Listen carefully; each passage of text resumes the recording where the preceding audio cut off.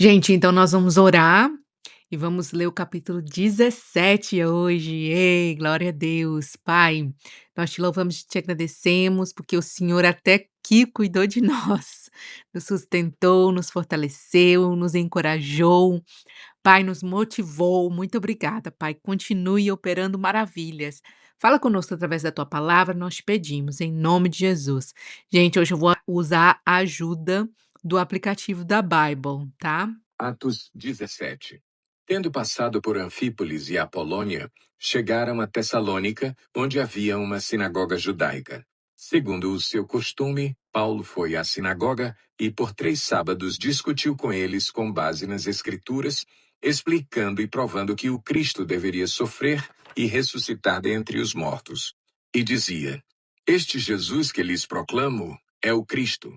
Alguns dos judeus foram persuadidos e se uniram a Paulo e Silas, bem como muitos gregos tementes a Deus, e não poucas mulheres de alta posição. Então ele usou a palavra de Deus aqui para mostrar para eles que Jesus era falado de Jesus desde o princípio e que Jesus realmente era o Cristo, porque ele tinha morrido e ressuscitado, né? Aí fala que muitos homens, né, se ajuntaram ali e não pouco número de mulheres, as mulheres aí novamente. E agora no próximo versículo vai falar novamente dos invejosos, porque Satanás usa muito a inveja, a comparação, né, para destruir, tentar destruir a obra de Deus. Mas os judeus ficaram com inveja. Reuniram alguns homens perversos dentre os desocupados e, com a multidão, iniciaram um tumulto na cidade. Satanás também gosta muito de usar quem está desocupado.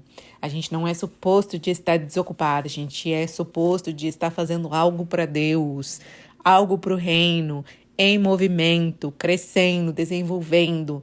E também temos que tomar cuidado de também não ficar muito ocupados, né?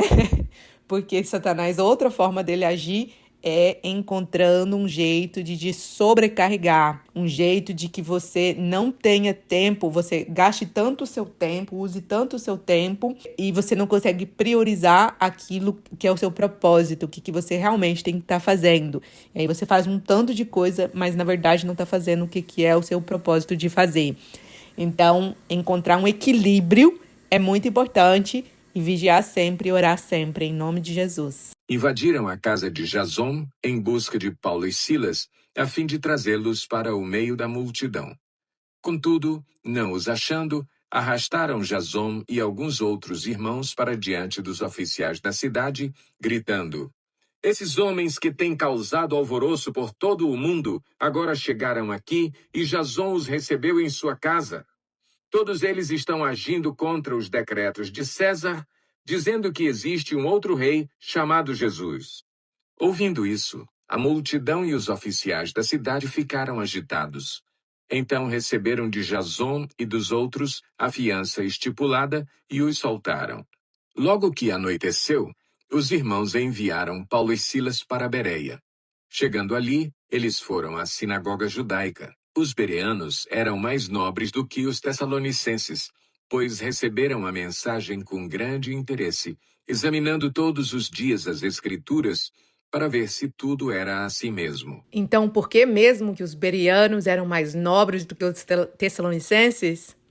Porque eles receberam a palavra de Deus com o coração aberto, porque eles meditavam na palavra de Deus com interesse e todos os dias, como nós estamos fazendo aqui, livres em Jesus, nobres em Deus, em nome de Jesus. E creram muitos dentre os judeus, bem como dentre os gregos, um bom número de mulheres de elevada posição e não poucos homens.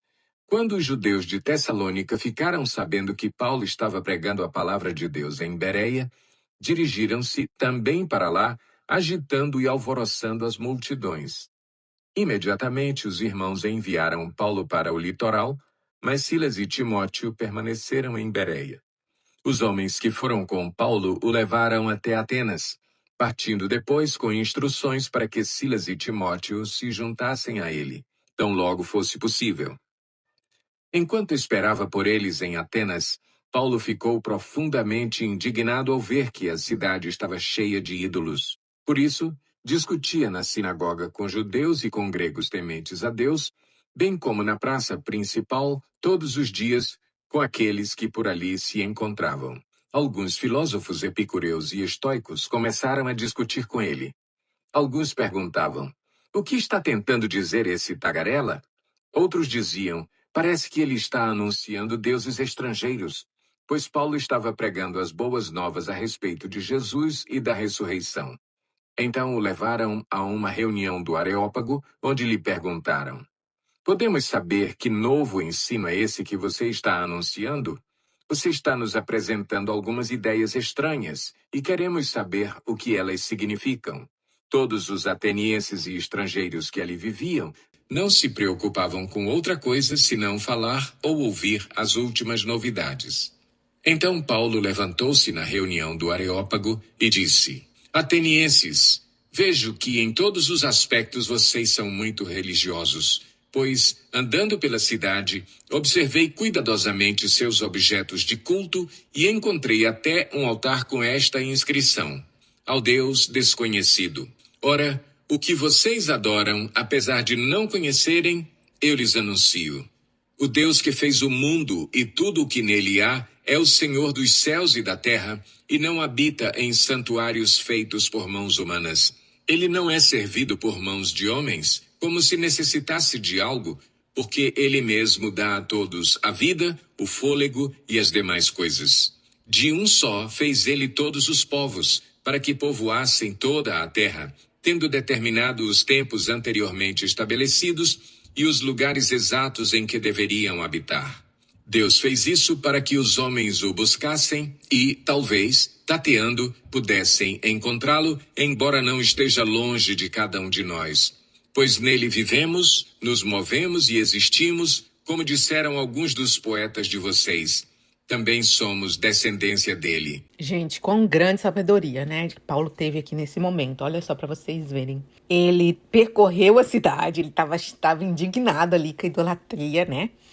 Mas aí ele encontrou um lugar que era vazio e falava o Deus invisível. Pronto, esse é o nosso Deus. Ali ele achou uma brecha para introduzir Deus como um Deus que eles já adoravam, mas não tinha conhecimento. E aí ele vai falar de Deus para esse povo ter conhecimento, né? E relembrando para eles que Deus é o único Deus e criador de todas as coisas. E ele é um Deus perto, que está perto da gente. É um Deus que sem ele nós não existimos. Em outras palavras, foi isso que ele falou, né? Então, nós somos livres em Jesus. Assim, visto que somos descendência de Deus, não devemos pensar que a divindade é semelhante a uma escultura de ouro, prata ou pedra, feita pela arte e imaginação do homem. No passado, Deus não levou em conta essa ignorância, mas agora ordena que todos, em todo lugar, se arrependam, pois estabeleceu um dia em que há de julgar o mundo com justiça, por meio do homem que designou. E deu provas disso a todos, ressuscitando-o dentre os mortos. Quando ouviram sobre a ressurreição dos mortos, alguns deles zombaram e outros disseram: a esse respeito nós o ouviremos outra vez. Com isso, Paulo retirou-se do meio deles. Alguns homens juntaram-se a ele e creram. Entre eles estava Dionísio, membro do Areópago, e também uma mulher chamada Dâmaris, e outros com eles. E então ele fala contra as imagens, né? E o quanto que isso não agrada a Deus, porque Deus ele é um Deus vivo e nada pode representá-lo, né? Ele está vivo, ele está aqui, está em nós, está no meio de nós, está à nossa frente, está em todos os lugares. Ele é onipresente, onipotente e onisciente. Nada se compara a ele e que Jesus ressuscitou. Quando fala da ressurreição entre os mortos, né, não é todos que conseguem aceitar, porque é muito forte. E aí eles pedem para ele deixar para falar para outro dia. Então, terminamos o capítulo. Que Deus abençoe, continue falando com vocês. Qual a área da sua vida que precisa de Deus entrar, curar, libertar, transformar? Que Ele esteja entrando, fazendo tudo isso em nome de Jesus, que nós possamos viver livres em Jesus.